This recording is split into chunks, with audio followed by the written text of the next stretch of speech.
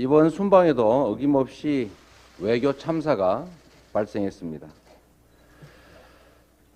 대통령께서 뜬금없이 이란을 겨냥해서 적대적 발언을 내놨습니다. 형제국이라는 UAE를 난처하게 만들고 이란을 자극하는 매우 잘못된 실언입니다. 이란과의 관계가 악화되면 현지 교민들은 물론이고 호르무즈 해협을 오가는 우리 선박도 적지 않은 공경을 당할 수가 있습니다. 이런 기초적인 사리 판단도 못하는 것이 참으로 안타깝습니다. 외교 안보의 기본을 제대로 챙겨보기를 권합니다. 북한의 핵미사일 고도와 일본의 전수방위 원칙 폐기 같은 동북아 국제질서가 2차 대전 이후에 최대의 격변을 맞고 있습니다. 이런 때일수록 국익을 최우선으로 치밀하고 실용적인 안보 전략을 수립해야 합니다. 전쟁 불사를 외치고 친구의 적은 나의 적이라는 이런 단세포적인 편향 외교로는 국민과 나라의 이익을 제대로 지킬 수가 없을 것입니다. 대통령이 순방만 나가면 국민이 걱정해야 하는 기가 막힌 상황이 더 벌어지지 말아야 합니다.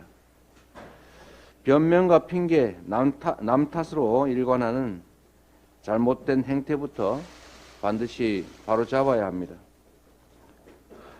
이태원 참사 국정조사가 어제 마무리됐습니다. 정부 여당의 온갖 회방, 모렴치한 책임 회피에도 최선을 다해 주신 특위 소속 의원님, 특히 천갈래 만갈래 찢어지는 고통 속에서도 모든 과정을 함께해 주신 유족들께 감사와 위로의 말씀을 드립니다.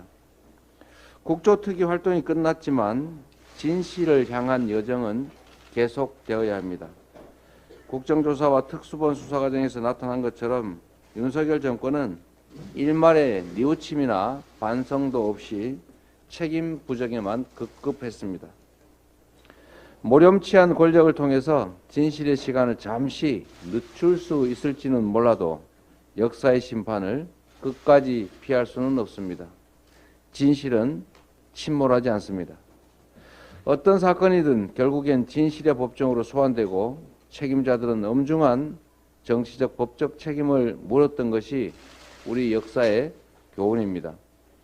성역 없는 독립적인 진상조사 그리고 책임자의 엄정한 문책을 위해서는 다시 국회가 나설 때가 됐습니다. 주권자가 부여한 권한을 적극적으로 행사해야 합니다. 이 정부는 참으로 특권 수호에 집착하는 것 같습니다. 경제 안파로 전국의 무료 급식소들이 큰 어려움을 겪고 있다 합니다.